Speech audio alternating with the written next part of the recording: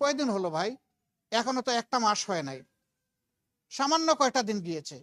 দুনিয়ার জমানো সমস্ত দাবি দেওয়া নিয়ে সবাই এখন রাস্তায় নেমে গেলে যারা এখন সরকারে বসেছেন তারা দেশটা গুছাবেন কিভাবে? এতদিন আপনাদের দাবি দেওয়া কোথায় ছিল? দাবি দেওয়াগুলো এতদিন করলেন না কেন? এখন এরা দায়িত্ব নিয়েছে জনগণের অনুরোধে, তারা তো ইচ্ছা করে এখানে আসেনি। তাদেরকে যদি সহযোগিতা না করে এইভাবে ব্যতিব্যস্ত করে তোলা হয়, তাইলে রাষ্ট্র পুনর্গঠন এবং মেরামতের যে কাজটা, এটা তো তারা করতে পারবে না। এখানে সকলের দায়িত্বশীল আচরণ আমরা আশা করি।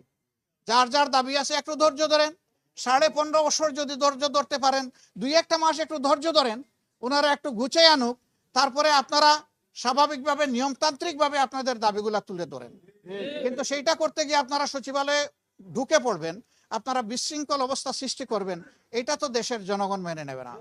আপনারা কি দেশের জনগণের বিপক্ষে দাঁড়াতে চাচ্ছেন? বিশ্বমানের থার্মিক্স রড, সালাম স্টিল থার্মিক্স, দেশের একমাত্র থার্মিক্স রড।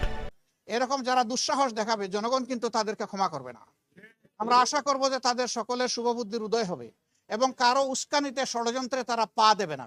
তারা নিজের বিবেক অনুযায়ী চলবে, দেশকে ভালোবাসবে, তারাও এই দেশের পুনর্গঠনে নিজেরা দায়িত্বশীল ভূমিকা পালন করবে। আমরা সকলের কাছে সেই দায়িত্বশীল আচরণ আশা করি। আমরা জামাতে ইসলাম হিসেবে আসবো না, এদেশের সচেতন জনগণ হিসাবে আসবো এবং ছাত্রদেরকে বাদ দিয়েও আসবো না, আমরা তাদের সহযোদ্ধা হিসাবে আসবো। তবে আমরা দোয়া করি এইগুলার জন্য প্রয়োজন না হয়, সবার জন্য শুভ বুদ্ধির উদয় হয়।